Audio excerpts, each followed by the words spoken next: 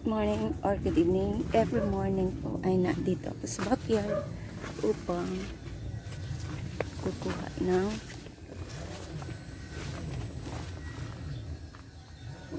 dahon ng bayabas. Yan, dahon ng bayabas. Kukuhanin natin to.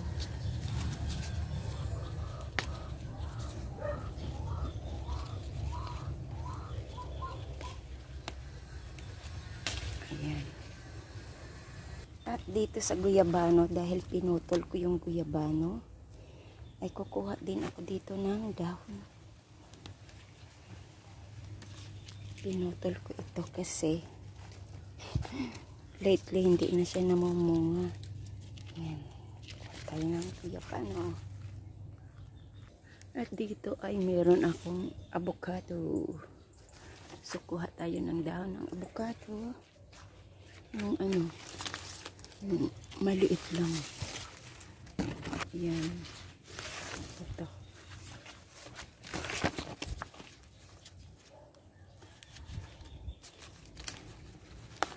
Yan. So, ayan ang nakuha nating bayabas. Yan. At ito naman ang avocado. Yung iba, hinano ko na, nilaga ko. Ito yung avocado.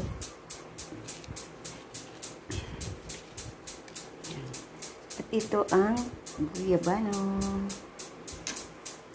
So, dito ay maglaga ako ng tubig. Ayan, gasan po natin.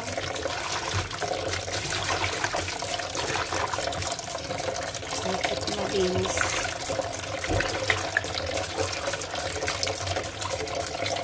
Pati malinis naman ito kasi sa backyard ko walang alikabok din. So dito, po natin ang ating guava leaves, avocado at guyabano. Hindi ko po inubos yung bayabas kasi sa sunod naman, bukas naman yan pwede. At pwede nyo po yan tuyuin. Pwede nyo i-dry at pwedeng, halimbawa, manguha kayo ng bayabas, nanghingi lang kayo.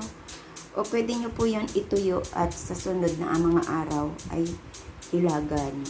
So, dito po, kukuha ako ng luya para isama ko dun sa aking nilaga.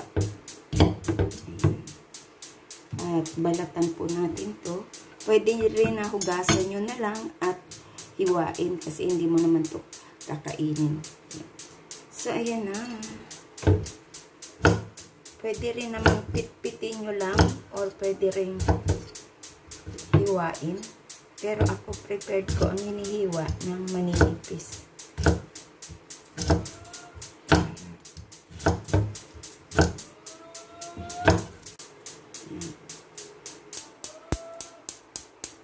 At ilagay po natin yan at pakuluin. Ito pong aking ginagawa ay pwede na po yan pang 2 days ko na inumin. Ayan. Kaya, or pwede rin for the whole day, yan ang ginagawa kong inumin. Pero ang nakalagay po ay isa sa umaga, isa sa gabi. Kasi maganda po yan. Nakakatulong siya sa pagtulog. Makatulog tayo. Yan. So, ayan, sandali lang. At antayin po natin kumulo at lagain natin ng 10 minutes. Ayan. So, ayan na. Kumukulo na siya.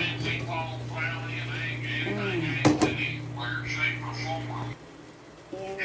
Check natin. Ayan siya.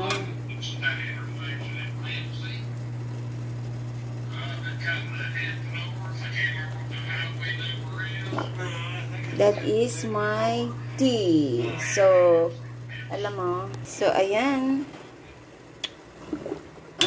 Pwede na po tayong uminom ng tea.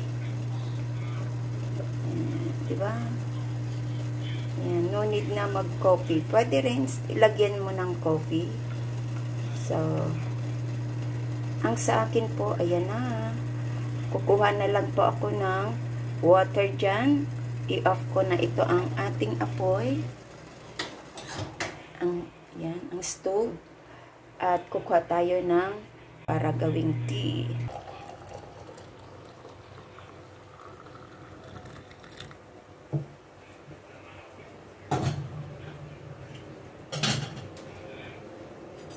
So, ayan ang ating tea.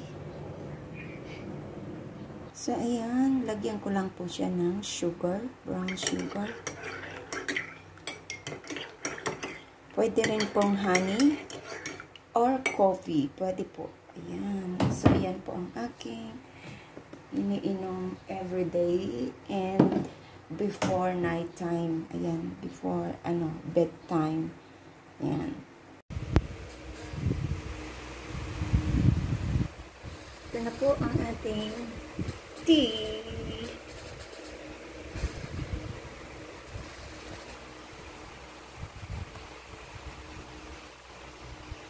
So, ayan, ipakita ko po sa inyo ang benefits ng ating guava, health benefits of guava leaves.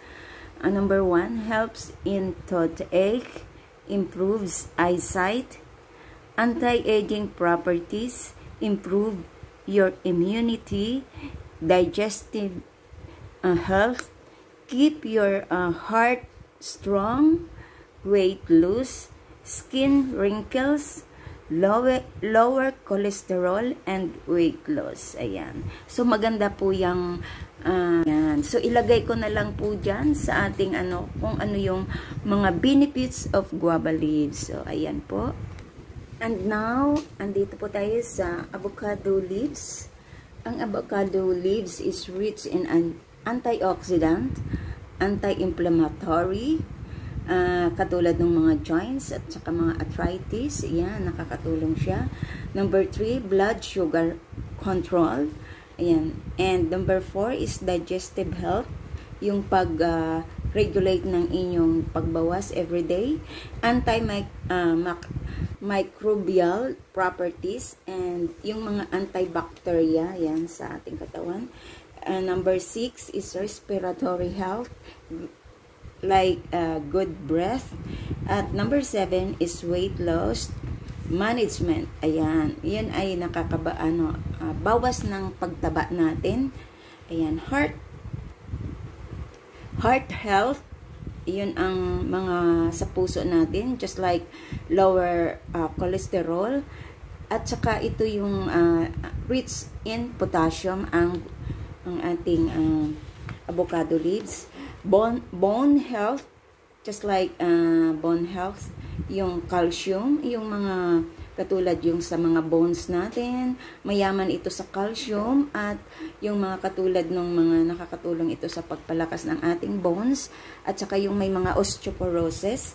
At number 10 is menstrual health. Ayan, ilalagay ko na lang dyan sa taas. Ayan. At ang next natin ay ang ating guyabano leaves. So, dyan naman tayo sa ating guyabano benefits leaves. Kung anong makukuha natin.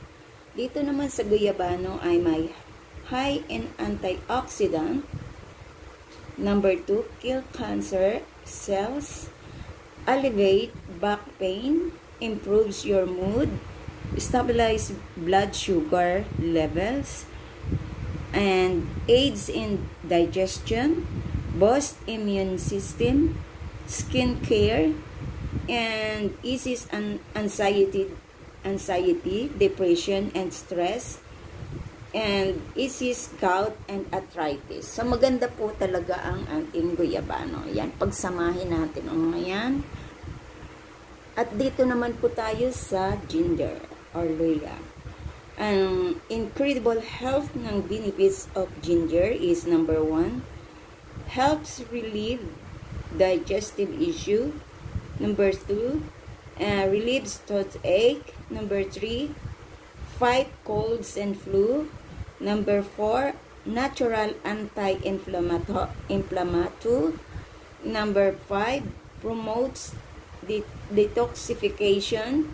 Number 6, improves circulation. Number 7, lower blood pressure. Number 8, relieves menstrual cramps.